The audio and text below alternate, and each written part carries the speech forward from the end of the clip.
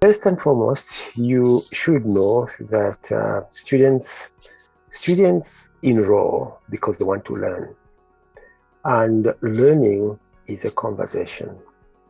Learning ought to be a conversation, and if you are a student and you have spent time in any education sphere, you would know that meaningful learning for any student comes out of conversation. Either you have conversations with your fellow peers, you have conversations with your teachers, you have conversations with the reading materials. It is about conversation.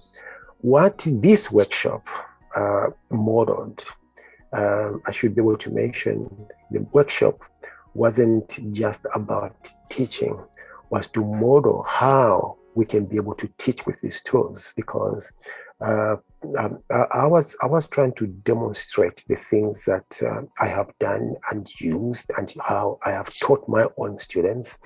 So it was more about walking the talk as opposed to telling people what to do when you haven't done it yourself. So that is the kind of difference. So in terms of how it benefits students will begin to see that they are no longer going to become passive learners. They'll become active learners. They will actively engage with the materials. They will actively engage with their peers, actively engaged with their teachers. Now, when I talk about active learning and active engagement, this aspect of active learning and active engagement does not just happen. You've got to design for active engagement. And one of the things that educators have had to learn during the workshop was how to design for active engagement.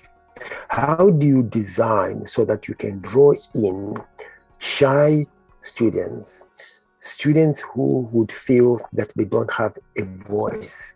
They would feel that they're marginalized or shy to speak out. How do you draw them in so that they can become co-producers of knowledge in terms of participation? So the core benefit here is that students will become active learners. And if they become active learners, they actually learn meaningfully. And the learning becomes engaging and that it becomes lasting.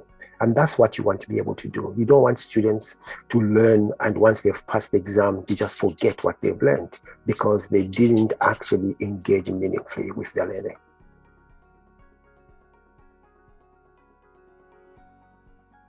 One of the positive impacts of this workshop was to get academic staff to understand that they don't just have to learn things that are tightly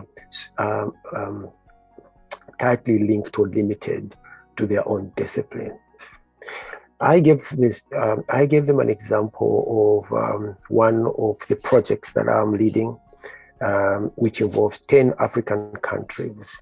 And this project is about indigenous games that most of us played when we were young, and how that those games, although we played those games in a very meaningless way, because the idea was not necessarily to learn anything from the games when they were being played, those games have a lot of educational value.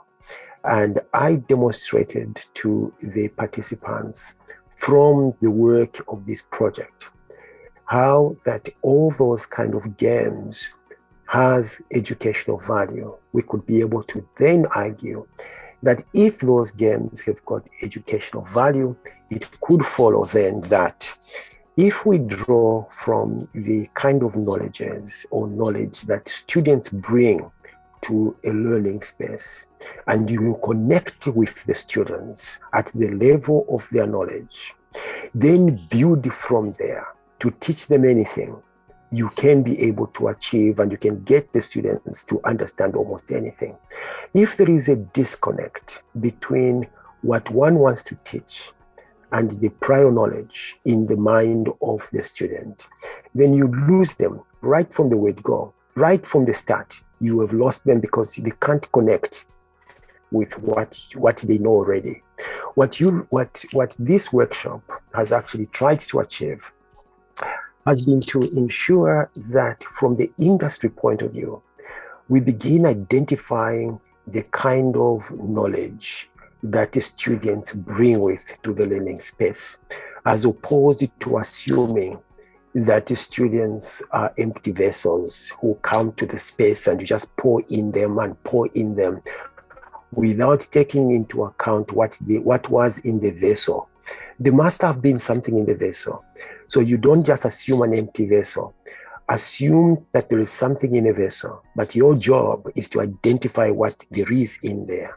So if we can be able to identify what the students come with, we can very effectively decolonize the curriculum, because the whole concept of decolonization of the curriculum is about connecting with existing knowledge, connecting with the prior knowledge, connecting with the knowledges that the students come with from their own context. And then once you connect, you can build on that. And that is one of the effective ways in which industry can play an important role in supporting those kind of initiatives that identify the knowledges that the students bring with, and so that we can effectively begin to teach those students on the basis of the knowledge that they have.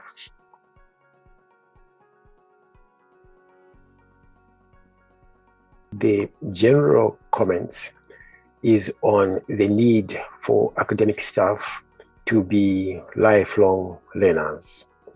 And the concept of lifelong learning is premised on the fact that, as I've mentioned this before, and I've mentioned this to the participants, that the more we get to find answers to any questions that we have, and this is my tagline for my email tagline, you see that's on my Twitter account.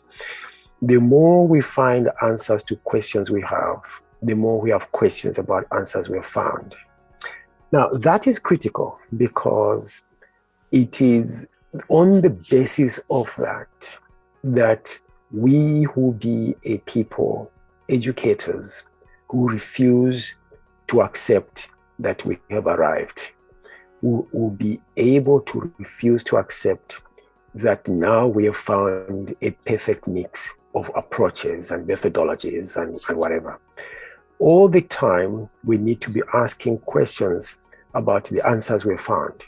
We need to continuously be learning and continuously be improving.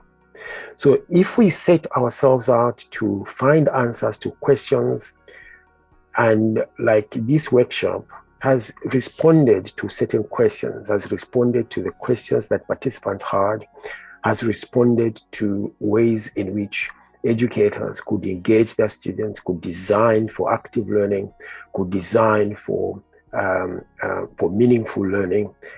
Once we have got that, the question should continue. How can we improve? How can we make this better? How can we even do this better? How do we scale this up? We should always be asking questions about the answers that we have found. If we don't do that, we will not be able to get anywhere, because our learning would have stalled. Our learning would immediately stop. That is the reason why, if you look around and see almost anything that you can lay your hands on, you'll be able to be surprised at the extent to which it continuously improves. So you can think of any basic example. Look at the number of iterations of improvements of that item or whatever that product is. The reason why there are continuous improvements is because even when they find answers to a question, they don't stop asking questions on how best can this thing even work?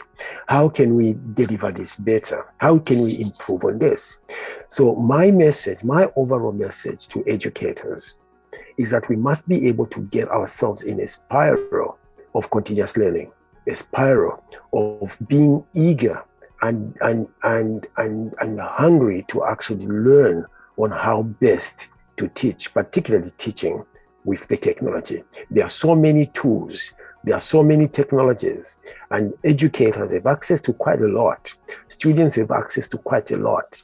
The question would be, is how do you continuously learn?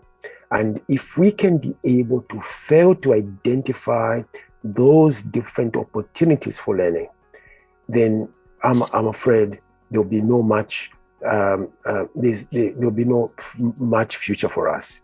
But I do really believe that there is a lot of opportunities for continuous learning, and that's the kind of general remarks that I'll be able to make concerning the workshop, and for educators and for students as well, in summing up the workshop.